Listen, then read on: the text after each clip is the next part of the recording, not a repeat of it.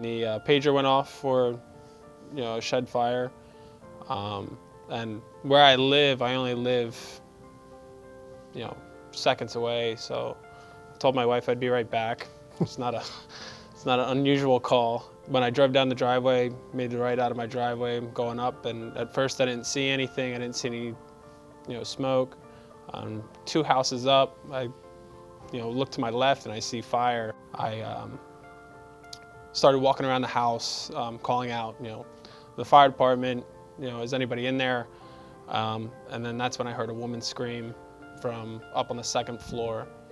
And just at that time, I walked back around to the front of the house, and another firefighter had pulled up, Scott Kaufman. Me and Scott tried going in the basement door, and we couldn't see anything. We knew the fire was in the garage coming towards the house. When we realized we couldn't get up to the 2nd floor of the house from the basement, we came back outside, and that's when Sage and Mike got there. And then we found it was like a hand cart. A hand truck. We ended up using that to set on the balcony.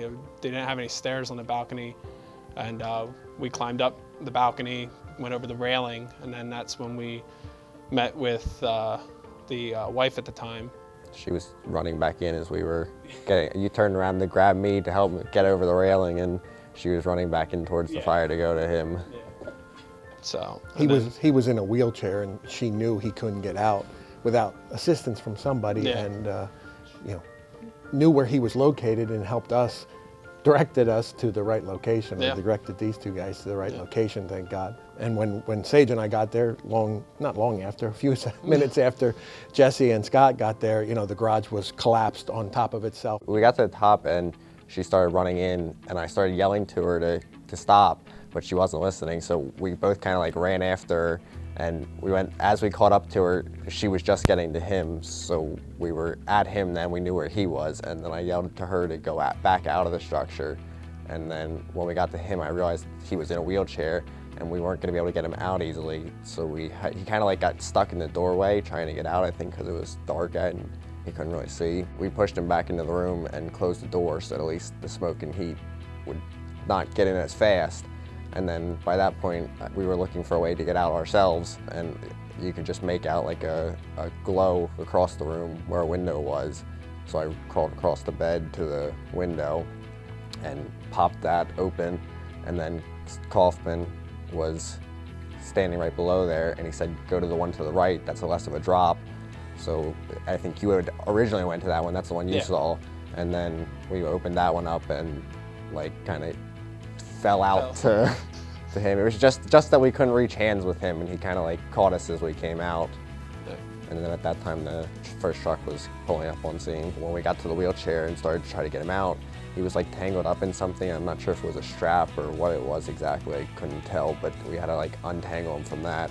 And then we pulled him across the bed to the window, and then we couldn't quite lift him up over the windowsill, so another guy had to come in and help, which was Warren, and he helped us lift him onto the windowsill, and then we handed him out to you on the ladder. I'll always think about the call. It's one that sticks with you. Yeah. The husband died later in the hospital from complications from the fire as well as pre-existing conditions, but I went to the funeral for him, and they were glad to see me, and the first thing I got was a hug from everybody, and basically we kept in touch since then, and unfortunately she has died since, just a few months ago, from a battle with cancer that she was battling at that time also. So, 2 people died. We risked our life to save them, but we gave them a few more months of life to enjoy and appreciate, which is probably what they did after they went through an experience like that.